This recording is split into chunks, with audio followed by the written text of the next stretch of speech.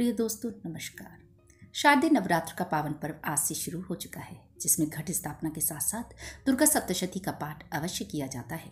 माँ भवानी को बेहद प्रिय इस ग्रंथ के पहले अध्याय में जिस प्रसंग का विवरण है वह उत्तर प्रदेश के बलिया में घटित हुआ था। यह वही स्थान है जहाँ माँ दुर्गा ने पहली बार अपने भक्तों के दुख हरण के लिए धरती पर अपने कदम रखे थे। इस कथा में सदाबहार, सुरहाताल और वसंतपुर की कहानी है। ब्रह्मांड मंदिर समेत अन्य 4 मंदिर भी इस पौराणिक कथा के साक्षी हैं। यह प्रसंग दुर्गा सप्तशती के अलावा मार्कंडेय पुराण, वाराह पुराण और देवी भागवत महापुराण में भी मिलता है।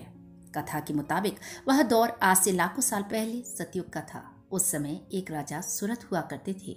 उन्हें यवन राजाओं ने पराजित कर दिया। बुरी तरह से घायल अवस्था में उनके सैनिक उन्हें बचाकर जंगल में ले आए। इस दौरान राजा सुरथ को जोर की प्यास लगी तो सैनिकों ने उस जंगल में एक छोटे से गड्ढे से पानी लाकर पिला दिया। उस पानी को पीने भर से ही राजा के सारे घाव भर गए। यह देख राजा सुरथ अचंभित हुए और सैनिकों के साथ उस स्थान पर पहुंचे जहां से सैनिकों ने पानी लिया था। वहां जाने पर राजा ने उस गड्ढे में छलांग लगा दी और जब वह बाहर निकले तो उनका पूरा शरीर सुंदर हो गया। उस समय राजा के मन में विचार आया कि यह निश्चित रूप से कोई पवित्र स्थान है। उन्होंने सैनिकों का साथ छोड़ा और उस स्थान पर अकेले विचरण करने लगे। कुछ दूर चलने पर उन्होंने मेघा ऋषि का आश्रम देखा, जहां सर्वत्र बसंत की छटा बिखरी हुई थी। यहाँ तक कि हिंसक शेर, बाघ, भालू भी अहिंसक जीव के रूप में विचरण करते नजर आए। यह देखकर राजा को आश्चर्य हुआ और वह आश्रम पहुंचकर ऋषि से इस चमत्कार के बारे में पूछने लगे और वहीं रहने लगे। कुछ दिनों बाद एक समाधि नामक वैश्य भी वहां पहुंचा। पता चला कि उसके बंधु बांधवों ने उसकी सारी संपत्ति छीनकर उसे बेघर कर दिया है। उस वैश्य की कहानी सुनकर मेघा ऋषि ने उन्हें अपराजिता देवी की उपासना करने की सलाह दी। इसके बाद राजा और वैश्य ने 1 वर्ष तक निराहार रहते हुए तप शुरू कर दिया। माँ भगवती साक्षात प्रकट हुई और दोनों को मनोवांछित वर दिया। फिर माता की कृपा से राजा और वैश्य ने इस स्थान पर विशाल यज्ञ का आयोजन किया। इसमें इस सृष्टि के सभी ऋषि मुनि, गंधर्व, किन्नर, देव एवं देवियां पहुंची। ऐसे में राजा ने सभी के ठहरने के लिए उत्तम प्रबंध किया और पानी की व्यवस्था के लिए एक बड़ा जलाशय बनवाया। उस जलाशय को शुद्ध जल पहुंचाने के लिए उसे गंगा से जोड़ दिया।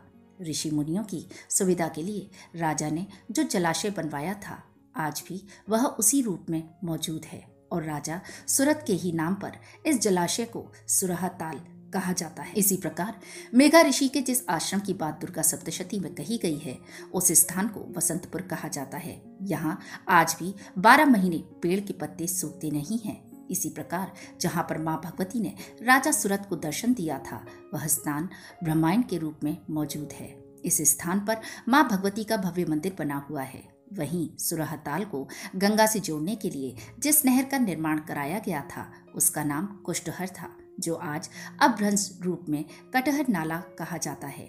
देवी पुराण और मार्कंडेय पुराण की कथा के मुताबिक यज्ञ से पूर्व राजा सुरथ ने कुल 5 मंदिर बनवाए थे। इसमें एक ब्रह्मांड मंदिर तो है ही, इसके अलावा सुरहाताल के दूसरी ओर शंकरपुर में देवी मंदिर और 3 शिव मंदिर, बनखंडीनाथ, अश्वनीनाथ एवं शोकहरणनाथ मंदिर शामिल हैं।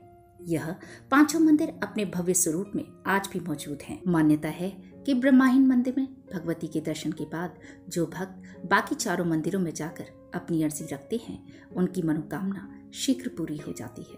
प्रिय दोस्तों, यह जानकारी आपको कैसी लगी कमेंट करके ज़रूर बताएं और वीडियो को लाइक, शेयर और चैनल को सब्सक्राइब करना ना भूलें।